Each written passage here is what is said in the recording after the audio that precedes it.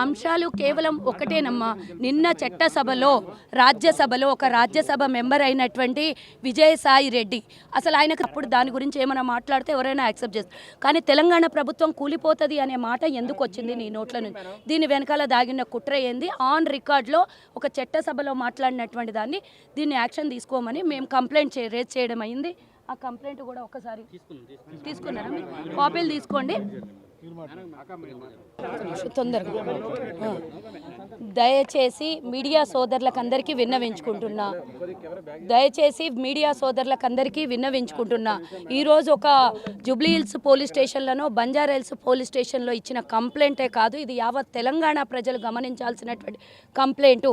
వీళ్ళ విద్రోహ శక్తులు ఏ విధంగా అయితే ఉంటాయో అలాగా బీఆర్ఎస్ వైఎస్ఆర్సీపీ కలిసి విద్రోహ చర్యల్లాగా పాల్పడుతున్నటువంటి ఈ చర్యల్ని మనం పూర్తిగా ఖండించాలి. ప్రతి ఒక్క తెలంగాణ 4 కోట్ల మంది ప్రజానీకానికి చేరవేయాలి అనేది మీ మీడియా సోదరులకు నేను కోరుకుంటున్నా. ఏదైతే రాజ్యసభలో విజయసాయి రెడ్డి మాట్లాడినటువంటి మాటల్ని మేము పూర్తి స్థాయిలో ఖండిస్తూ మరి ఇలాంటి చర్యలు మరోసారి జరగకుండా ఇమీడియట్గా పార్లమెంటు వారిని సస్పెండ్ చేస్తూ అరెస్ట్ చేసే ఆర్డర్స్ని జారీ చేయాలని కూడా నేను డిమాండ్ చేస్తున్నాను. అదే విషయాన్ని మేము జూబ్లీ హిల్స్ పోలీస్ స్టేషన్లో అలాగే బంజారా హిల్స్ పోలీస్ స్టేషన్లో కూడా కంప్లైంట్ ఇవ్వడం జరిగింది. ఒక కాన్స్టిట్యూషన్ని పక్కన పెట్టేసి ఒక చట్టసభలో మాట్లాడాల్సినటువంటి మాటలా అవి అని విజయసాయి రెడ్డి గారిని నేను అడుగుతున్నాను. దీని వెనకాల దాగున్నటువంటి కుట్ర అందరికీ తెలుసు.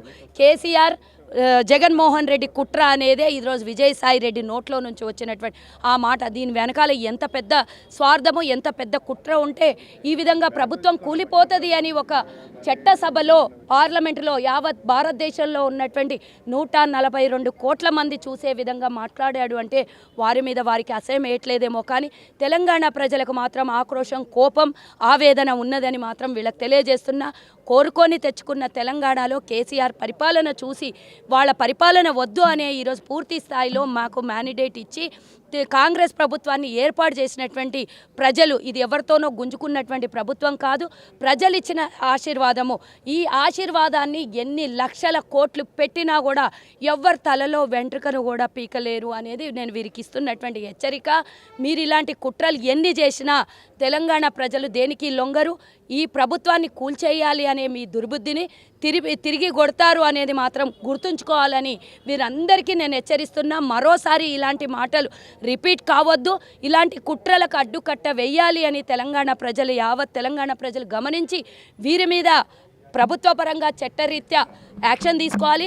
ప్రజలు బయటకు వస్తే ఏ విధమైనటువంటి శిక్ష అమలు చేస్తారో, ఏ విధంగా తరిమి కొడతారో మీ మీదనే వదిలిస్తున్న తెలంగాణ యావత్ తెలంగాణ ప్రజల్లారా, మీరిచ్చిన ఆశీర్వాదంతో మీ సేవ చేయడం కోసం కాంగ్రెస్ ప్రభుత్వం ఈరోజు ముందడుగేసింది. ₹1 నిధులు ఖజానాలో లేకున్నా కూడా ప్రతి ఒక్క పథకాన్ని అమలు పరిచే దిశగా ప్రజలకు ఇచ్చినటువంటి వాగ్దానాలు నెరవేర్చే దిశగా కాంగ్రెస్ ప్రభుత్వం అడుగులు వేస్తుంటే ఇది తట్టుకోలేక ఇక మాకు ఉనికిపోతుంది, మా పార్టీ మొత్తం అడుగంటిపోతుంది, అటు ఆంధ్రప్రదేశ్లో అయినా సరే ఇటు తెలంగాణలో అయినా సరే అని వీళ్ళు భయపడి ఈ విధమైనటువంటి కుట్ర చేస్తున్నారని మాకున్నటువంటి సమాచారము. కాబట్టి దీని వెనకాల ఎన్నో లక్షల కోట్ల వ్యవహారం దాగి ఉన్నదని నేను తెలంగాణ ప్రజలకు గుర్తు చేయదలుచుకున్నా. దీన్ని ఇంత ఈజీగా వదలము. డెఫినెట్గా దీని మీద ముందు స్థాయిలో ఫర్దర్ ఫార్వర్డ్ అన్ని యాక్షన్లు మేము తీసుకుంటాము. అన్ని విధాల అన్ని చోట్ల కంప్లైంట్లు ఇస్తాము. దీన్ని మాత్రం బయటికి తీస్తాము అని తెలంగాణ ప్రజలకు మేము హామీ ఇస్తున్నాం. మన ప్రభుత్వాన్ని కూల్చే పని ఎవరు చేసినా ఒప్పుకోరు మీరు అని మాకు తెలుసు. మేము మీరు ఇచ్చినటువంటి ఆశీర్వాదంతో గట్టిగా ఉన్నాం. మన సీట్ని కానీ మన ప్రభుత్వాన్ని కలిపే దమ్ము ధైర్యం ఎవరికీ లేదు అనేది మీ తెలంగాణ ప్రజలకు అందరికి కూడా నేను విన్నవించుకుంటున్నా. మరి ఈ మీడియా సోదరులకు కూడా ఇమీడియట్గా దీన్ని తెలంగాణ ప్రజలకు తెలియజేయాల్సిందిగా విజ్ఞప్తి చేస్తున్నా. పోలీసు కూడా ఇమీడియట్గా దీని మీద ఎఫ్ఐఆర్ ఫైల్ చేసి ప్రభుత్వానికి అందజేసేసి రేపు ఫర్దర్ యాక్షన్లు తీసుకోవాలని కూడా కోరుతున్నాను.